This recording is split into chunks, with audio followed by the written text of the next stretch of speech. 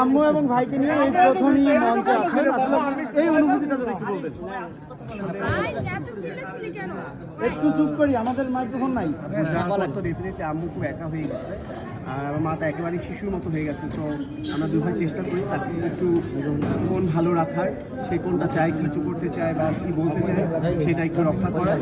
তো আজকে এরকম একটা পারফর্ম করবো, আমার মন চেয়েছিল যে আম্মুকে দেখাই, তো সেই জন্য আজকে এখানে উপস্থিত করা, এই অ্যাওয়ার্ড পাওয়া বা এই পারফরমেন্স সবটুকুই আম্মুকে দেখানো, এটা আমার জন্য একটা অনেক বড় পাওয়া। এবং আম্মু এসছে, এটা অবশ্যই আমার জন্য একটা বিরাট আনন্দের।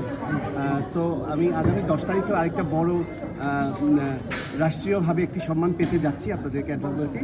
এটা আমার অন্যান্য অ্যাওয়ার্ডের চেয়ে একেবারেই ব্যতিক্রম, এবং আমি বাংলাদেশের যে হিউম্যান রাইটস অফ লিডারশিপ, সমস্ত বাংলাদেশের আইনজীবীদের, লয়ার, ব্যারিস্টার, যে আপনাদের বারেট ল, সেই মানবাধিকার, ওনাদের এই 10 তারিখে আমি দায়িত্ব নিচ্ছি অ্যাজ এ ব্র্যান্ড অ্যাম্বাসেডার। এটা আপনাদেরকে অগ্রিম জানিয়ে রাখি। আপনাদের সাথে হয়তো বা আমার সুপ্রিম কোর্টের 10 তারিখে আপনাদের সাথে আবারও আমার দেখা হবে।